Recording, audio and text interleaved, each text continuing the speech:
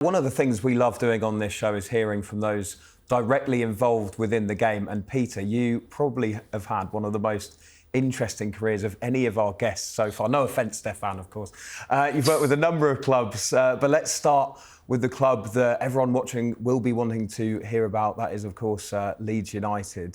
For those who don't know, just talk us through your story with the club. I was born in Leeds, supporter of the club from being 7 years old. I sponsored the Leeds United through Top Man. I was chief executive of Top Man, and we put Top Man on the shirts. They invited me to join the board on the back of that in 1987. And then in 1997, they asked me to take over as chairman, which I did until 31st of March 2003. There were all sorts of things going in internally, not so much to do with finances as people then, after the fact, thought it was. There were all sorts of issues going on. I agreed to step down. Initially, I was going to be a non-exec director, but a lot of people approached me to do other things in football, so I gave that up fairly quickly. And then when Leeds got relegated at the end of the following season, the blame game started. And you would think it was a one-man show. There are, of course, the heady days, as you mentioned, with the Champions League runs and finishing in the top five during your time there.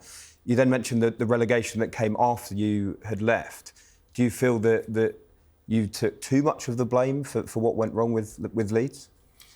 Look, Leeds United was a public limited company. It was listed on the stock exchange, and I was chairman of the board, and I had two very heavyweight non-exec directors who I chose from the city. And obviously I had some colleagues who were also on the board. Every single decision that was taken by the board. We reported, as every public company does, twice a year to shareholders, not just by the stock exchange announcements, but by visiting the key shareholders. And they were totally supportive of the direction the club was taking while I was the chairman. Did we do things wrong? Yeah, of course, because we're human beings. Did we do a lot of things right? Yes, and I think that's never really talked about. I was chairman for 5 full seasons. We were never outside of the top 5 of the Premier League, and we weren't in the top 5 when I took over as chairman. In addition to top 5 of the Premier League, I was semi-final of the UEFA Cup and semi-final of the Champions League. Did we borrow at that time money to try and compete? Yes, we did. Was that on a secured 25-year basis? Yes, it was. Did the shareholders approve it? Yes, they did. But once you get relegated, it was financial disaster because it didn't have a single beneficial owner like a lot of clubs that have now who've got deep pockets. And in those days, there were no parachute payments, but I wasn't there. So, look, do I take the blame? I don't take all the blame. Do I take responsibility for things we got wrong? Of course, because ultimately the buck stops with the chairman. I think a lot of things that have been said have been unfair. I think some of it being without the facts. And I think some of it's been trying to blame. Do you think have been unfair? People talk about financial meltdown, but at the time that I left, we had spent a lot of money, but we'd also recouped a lot of money. You know, we bought Rio Ferdinand for 18 million, just sold him in 2002 for 30 million to Manchester United.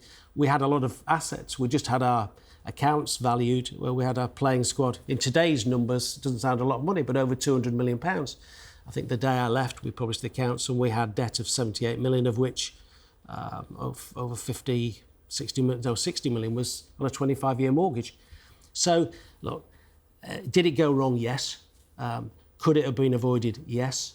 I big-headedly say, had I stayed, I don't think we'd have been relegated. I think my track record would demonstrate that, both there and since. I've never been relegated whilst in control of a football club. But did we get some things wrong? Of course we did.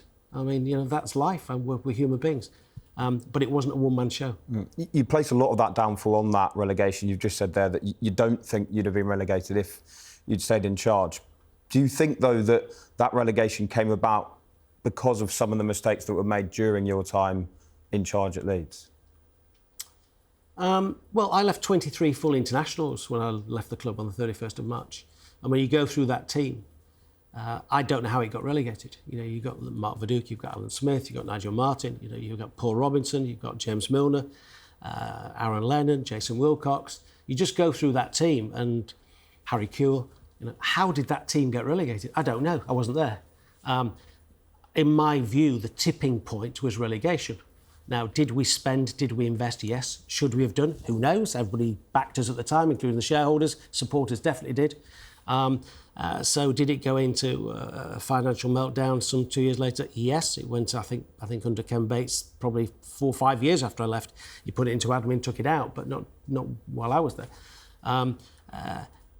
But nobody was saying anything when we were top 5 and Champions League semi-final. The shareholders weren't saying anything. The board weren't saying anything. But I would be crazy to sit here and say we didn't get some things wrong, because of course we did. But in my opinion, the tipping point was relegation, no parachute payments, and if I did make a mistake, we didn't have any relegation clauses because we'd never been out the top 5. And when you're signing players like Rio and Robbie Fowler and Robbie Keane, and other clubs want them, you're not going to say, oh, by the way, if we get relegated, this is what happens to your pay, because they look at you and say, well, if you think you're going to get relegated, we're not going to join you. So, look, I look back, we had a lot of very good times while I was on the board. We got promoted from the second tier as champions. We won the top league in 1992 when I was on the board. The year before the Premier League, we had a great 5 years I was chairman. But yeah, it went into meltdown, and I'd been part of the process. Of course, like you said, you know, you're a Leeds lad yourself. You grew up there. You watched the team growing up. And there's sections of that Leeds support who obviously associate you with that meltdown and with everything like that. It must be difficult. Would you swap the success that you had with that if it meant that they didn't feel like that towards you and your time at the club? No, because I think that would be selfish. I think the success, everybody who lived through the success, I still meet people who went to Champions League games. There were some people I met in the away games who were there with the little lads, and they were saying, Peter, I'm not paying my rent this month because I want to bring my son to Real Madrid or to Barcelona or whatever, because I may never see it again. And that changed their lives. So for me to say the grief I get, I'd swap it for what happened to Leeds United would be so selfish. The grief's been horrific, but to be honest, it comes with the territory. And if you're not prepared to put up with it, don't take the job in the first place. Did I anticipate the grief? No, because I didn't think it was going to go wrong. Has it been tough? Yeah, horrific. More so my children than me, to be honest. It's affected them. They've been all sorts of issues through school, etc. Does it still affect them now? Well, they're older, so you'd hope not. Although my eldest daughter got married recently, and I gave a speech at the wedding saying I hadn't appreciated the psychological damage it had done to them, given what happened when they were going through school, because I was so wrapped up in everything I didn't see it. And that was disastrous on my part. I mean, it's shocking for me not to see that in my own children. And that was because of mistakes I'd made, not mistakes they'd made. But the thing that I find quite interesting is I haven't been at Leeds since 2003, and I get more grief from under 25s than over 25s. The people who saw the games, who were there at the time, who've seen what's happened to Leeds, both when I was there and since then, still can compartmentalise the successful bits, albeit they're still potentially critical of the bad bits. The younger generation who didn't have the benefit of what happened just believe that I'm the bad guy, and the abuse I get from them is horrific. What kind of abuse are you talking about?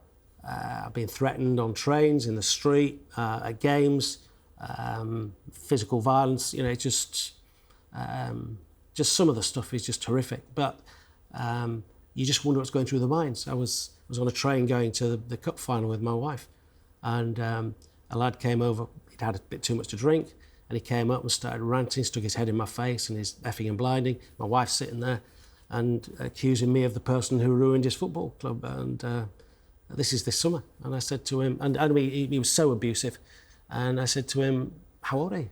He said, I'm 19. I said, well, I haven't been at Leeds for 21 years. And he said, but you're the man who did it. Well, I might be, I might not be, but he doesn't know. Because he didn't experience those days and the time when you were at the club. It's interesting as well, Peter, because you must have been one of the first, in both the good days and the bad days, that was thrust into the spotlight as someone who was, running the football club. How do you feel then when you now see sporting directors, owners, chairmen who are so in the public eye now, receiving similar kinds of abuse? Do you sympathise with them? Of course. Look, it's a challenge. And look, I made a number of mistakes personally in terms of making myself accessible. I'm sitting here talking to you today, and I haven't done very much recently. But I went from trying hard to be open and honest and talk to people if they asked, and a lot of people asked. I was on the board of the FA at the time. We were very successful. And then people turned around, threw it back in my face and said, "Publicity, Pete." Well, I wasn't seeking it. I was asked, and probably I did too often. We had two very high-profile issues, which thrust me into the spotlight because we were a public company. We had two supporters murdered in Galatasaray, and I decided to take the lead because I thought that was what a chairman of a public company did. And we had an issue with Jonathan Woodgate and Lee Boyer in a 2-year court case, which again, I took the lead on behalf of the club. It's going back to the Man City thing. Where does it affect the players? I tried to take it away from the players and take responsibility for managing that process and leave the team to get on with their job. But of course, by definition, it put me in the public spotlight. So when things start going wrong, you're left there to be, it's a classic case in this country. We're happy to put people on a pedestal, but we kick the pedestal away as soon as we can, don't we? And it's a lesson I've learnt. I got badly hurt by learning the lesson, and I shouldn't have been surprised. I was very naive. So now I try, in the main, apart from days like today, to keep my head down and just get on with the job.